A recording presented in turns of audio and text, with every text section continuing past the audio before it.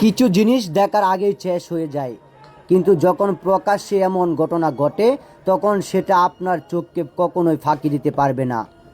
বাড়ি থেকে এমন ঘটনা অনেক ঘটানো হয়, যেখানে দেখা যায় কেউ একজন কোনো কিছু বিক্রি করতে এসে কয়েক লক্ষ টাকা কিংবা স্বর্ণ অলংকার নিয়ে পালিয়ে যায়। আর এসব ঘটনা গ্রামেগঞ্জে সব থেকে বেশি ঘটে। আর সেরকমই একটি ঘটনা যেখানে ঘটতে পারত অনেক কিছু। সামান্যতম সময়ের ব্যবধানে আপনার থেকে নিয়ে যেতে পারে লক্ষাধিক টাকা। বাড়িতে আপনার বউ কিংবা আপনার বোন যদি সামান্য ভুল করে তাহলে হয়তোবা ধরা পড়ে যেতে পারে।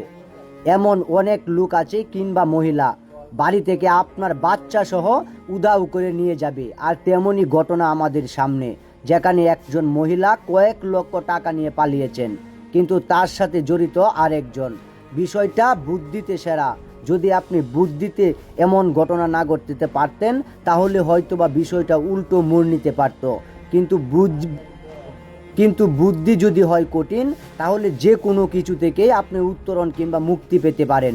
অন্যথায় আপনার মুক্তির পথ বন্ধ হয়ে যেতে পারে। আর এসব ঘটনা থেকে আমাদের শিক্ষা নেওয়া উচিত। কিন্তু যে বিষয়টা সামনাসামনি, সেটা থেকে অনেক বড় কিছু ঘটতে পারতো বড় ধরনের কোনো অ্যাক্সিডেন্ট।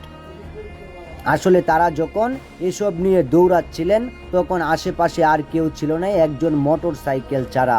আর সেই মোটর সাইকেলও ভয়ঙ্কর একটা পরিবেশে আপনাকে স্থানান্তর করে দিতে পারত।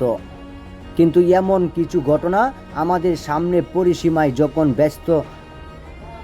যখন আমাদের সামনে এমন ঘটনা ঘটে তখন আমরা সেটা না দেখেই চলে যাই।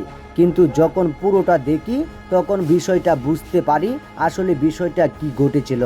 আর এখানে তেমনই ঘটনা, যে ঘটনার খাতিরে এখন কয়েক লক্ষ টাকার জিনিসপত্র নিয়ে উধাও হয়ে যাওয়া, পাশাপাশি বসে থাকা কিংবা লুকিয়ে যাওয়া ঘটনাটাও সামনে। যদি আরও কিছু ঘটনা থাকতো সেটাও একসাথে করে এসব ঘটনার মোকাবেলা করা হতো।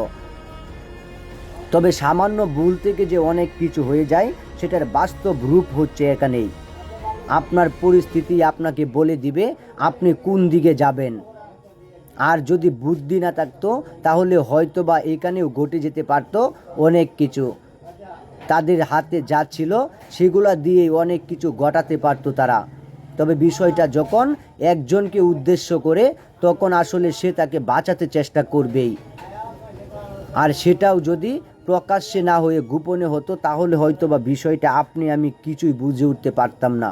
আর এসব ঘটনা গ্রামেগঞ্জে সব থেকে বেশি ঘটে, যেখানে দেখা যায় কেউ আসলেই তার কথার মায়ায় পড়ে আপনার থেকে ছিনিয়ে নিতে পারে কয়েক লক্ষ টাকার জিনিস। আর এসব ঘটনা যদি আপনি সামনাসামনি বুঝতে না পারেন তাহলে হয়তোবা আপনার থেকে উধাও হয়ে যেতে পারে অনেক কিছুই। তাই বলবো এসব ঘটনা থেকে অবশ্যই দূরে থাকবেন। সতর্কতা অবলম্বন করলে আপনি সেফ থাকবেন।